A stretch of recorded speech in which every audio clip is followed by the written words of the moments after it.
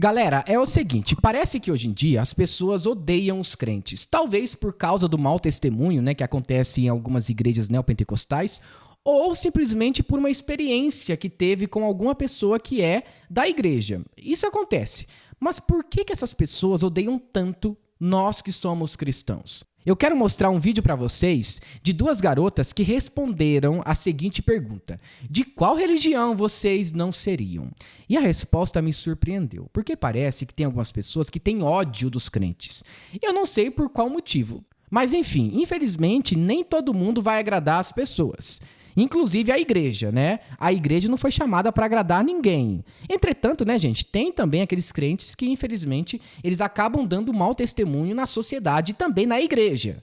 E isso acaba prejudicando a imagem cristã. Mas eu quero que vocês assistam esse vídeo, tá? Na verdade, são 2 vídeos de 2 mulheres e de um homem que eles respondem por que eles não seriam cristãos. E tem uma mulher que chamou até mesmo os crentes de chatos.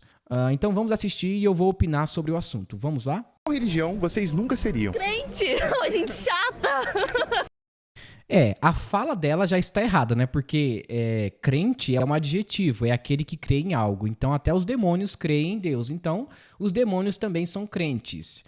Então ela não sabe separar o que é um adjetivo e o que é o cristianismo, né? Um conceito de religião. Agora, você ser praticante do cristianismo, aí é uma religião. Você ser praticante do hinduísmo, aí é uma religião. Agora, ser crente é um adjetivo, né? Não é uma religião. Mas enfim, vamos lá. Horrível! Querem doutrinar todo mundo e acham que são sempre certos. Isso não existe. Eu acho que a religião é mais controle de massa, é manipulação. Alguém falar é assim, tem que ser assim e da onde você tirou isso? Daí que vem a fé, eu entendo. Pregam que você tem que ser submissa ao seu marido e que não existe isso de casal do mesmo sexo. Eu acho que essas pessoas estão extremamente equivocadas e elas precisam realmente conhecer Deus, porque o Deus que elas pregam tá muito errado. Então, peraí, minha filha, deixa eu entender. Você está dizendo que uma mulher cristã ser submissa ao seu marido é errado. É isso mesmo que você está falando? Será que você está lendo a mesma Bíblia que eu leio? Lembre-se que submissão ali não é uma ideia de escravidão, mas é uma ideia de amor. Eu faço porque eu amo meu esposo. Então tem uma grande diferença. Só que essas pessoas aí, infelizmente, elas acabam lendo a Bíblia de óculos escuros. Não entendem nada. Então, para ela, uma mulher ser submissa não é algo que vem de Deus. Mas eu tenho certeza que ela acredita no meu corpo, minhas regras. Com certeza ela acredita que mulher com mulher pode, homem com homem pode. Então, para ela isso pode, né? Esse pensamento hedonista, ok, tá certo, né? Gente, isso daqui é o conceito mundano, tá? Hoje em dia, né, muitas mulheres estão sendo doutrinadas pelo feminismo e elas nem sabem disso. Simone de Beauvoir acreditava que nenhuma mulher nasce mulher, mas ela se torna mulher quando ela conquista as suas coisas na sociedade, a sua liberdade. Então, esse é o mesmo conceito dessa garota aí que está sendo entrevistada, que é uma ideia muito feminista. E às vezes ela nem sabe disso, mas ela está, de um certo modo, crendo na ideia feminista de Simone de Beauvoir.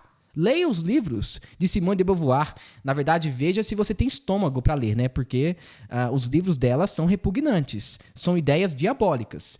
Então, gente, isso daqui não é o conceito de família, tá bom? Mas vamos lá. Mais uma coisa, você já tiver alguma religião? Sim, eu já fui católica e já fui evangélica. Mas você vai ainda? Não, não frequento. A mesma coisa. Eu fui batizada na católica, frequentei bastante a evangélica, mas agora não tenho religião nenhuma. Ou seja, elas apostaram no protestantismo e também no catolicismo. Não deu certo, elas largaram tudo e agora elas vivem da maneira que elas bem entenderem, né? Então, peraí, gente. Sincretismo. A ideia dessas garotas aqui é muito plural, né? Tem muito sincretismo misturado. Ela diz que não crê nesse Deus, que a mulher tem que ser submissa. Na verdade, ela nem sabe o que está falando aqui, né? Então, ela sabe o que é a Bíblia, ela sabe quem é o Deus bíblico, mas mesmo assim prefere seguir as ideias mundanas, seculares, né? Isso daqui, gente, é o reflexo do mundo, tá? É isso aqui que o mundo está pensando sobre a igreja, sobre o conceito de família, sobre a pessoa de Deus. É isso que o mundo pensa, tá? Você acredita no que está escrito na Bíblia? Em parte sim, mas não a Bíblia é 100%. tradução, então eu duvido que seja tudo verdade. Até porque quem escreveu foi a galera, né? Então mudou muito, com certeza. Pera aí, deixa eu entender. Então, quando você lê um livro de filosofia, você crê em tudo que tá lá, né? Quando você lê um livro sobre um autor famoso, né, que morreu há algum tempo, você crê em tudo que está lá, né? Mas a Bíblia, não. Você crê apenas em partes. Então, na verdade, você não crê na Bíblia. Você crê em você mesma. Então, peraí, deixa eu entender. Você crê na Bíblia parcialmente e não em sua totalidade. Então, você está dizendo que, de certo modo, a Bíblia foi manipulada e que Deus falou em algumas partes apenas. Isso é muito grave.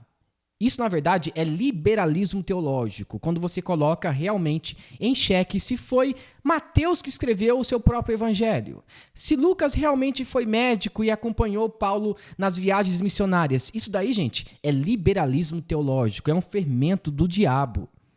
Então, olha só, o que nós temos aqui? Liberalismo teológico e nós temos aqui feminismo, ou seja, ideologias que não têm nada a ver com Deus. Isso é muito preocupante. Essa é a nossa geração que está surgindo por aí.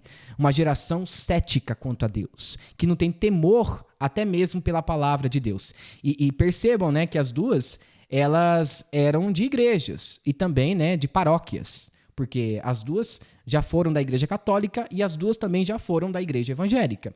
Então, de um certo modo, elas conhecem a Bíblia e o Deus bíblico. Mas mesmo assim, elas estão rejeitando. Isso é muito preocupante. Muito preocupante. Para dar um conselho com a visão que vocês têm hoje para as próximas pessoas, qual seria? Pra não se iludirem com as pessoas, porque no fim, se você quer ter um relacionamento com Deus, ou seja lá com qual entidade você quer ter, que seja por você, não pelos outros. Olha só, a entidade. Então é um ecumenismo. É o tipo de pessoa, né, que prova de tudo, até entender o seu sentido da vida. Então é tipo assim, olha, eu vou no candomblé para sentir um arrepio e verificar se aquele espírito realmente pode falar comigo. Se não der certo, eu vou em uma igreja evangélica. É a ideia do equilíbrio, né, espiritual. Eu vou no espiritismo no domingo e no sábado eu vou na igreja evangélica. E no meio de semana eu vou, por exemplo, no candomblé. É aquela ideia de você ser ecumênico quanto à sua vida espiritual. Olha, o Deus que falar comigo, esse é o Deus que eu vou crer. E lembre-se, tem muitas vozes por aí, mas apenas uma voz é de Deus. Guarde essa frase na sua cabeça. Pela fé, é exatamente isso que ela falou. E saber filtrar as informações que você recebe das religiões. Qual religião você nunca seria? Que cristão. Eu sou ateu convicto, sinto bem como ateu. Ele é ateu convicto, graças a Deus. Não tendo nenhuma religião. O que é que levou você a ser ateu? Saber que eu posso fazer o bem para as pessoas e amar sem a promessa do divino, sem uma promessa de um paraíso, ou o medo de uma punição, que no caso seria o... A maior justificativa. Olha só, gente, ele falou uma coisa que é interessante, mas o raciocínio dele não bate muito bem com a Bíblia. Eu vou explicar, tá bom? Talvez esse conceito para ele não vai servir, porque ele é ateu. Sobre essa fala dele, tem uma frase muito famosa do João Calvino, que ele fala o seguinte: tudo que vocês vê de bom em mim é Cristo. O que vocês vê de mal sou eu mesmo, ou seja, tudo que eu faço de bom neste mundo vem de Cristo. Agora, as práticas que eu faço por aí, que são contrárias à vontade de Deus, essas coisas vêm de mim mesmo, tá? Pecado. Então, ele disse que ele quer fazer o bem sem ter uma promessa, né? Sem ter uma retribuição. Agora, perceba, olhando o tribunal de Cristo, esse rapaz, ele seria julgado da mesma maneira. Paulo diz que os incrédulos não herdarão o reino de Deus, ou seja, os céticos, aqueles que não creem em Deus. Então, como que ele seria julgado? A primeira coisa, pelas suas obras. Lembre-se que ninguém pode ser salvo por meio das obras. Então, as obras dele não são suficientes para salvá-lo. Então, ele tem que crer em Cristo. Então, se ele não tem esses requisitos, ele já está condenado. O ateísmo, gente, é algo tão grave e tão assustador que nem os demônios chegaram nesse nível. Os demônios creem em Deus, os ateus não. Então, os demônios, que são os seres espirituais mais terríveis e abomináveis diante da Bíblia, eles creem em Deus e não são ateus. A maior justificativa da vida, o que seria? Eu, como um ateu niilista, a vida não tem nenhum sentido, mas então, ela não tendo nenhum sentido, você tem a total liberdade para criar o sentido que você quiser nela. Então, eu acho. Ou seja, você que cria o próprio sentido da sua vida. Sendo assim, você é o seu próprio Deus. Então, você que forma todas as coisas. Interessante que quando Jó, ele estava um pouco bravo, né, com o que estava acontecendo com ele quer conversar com Deus.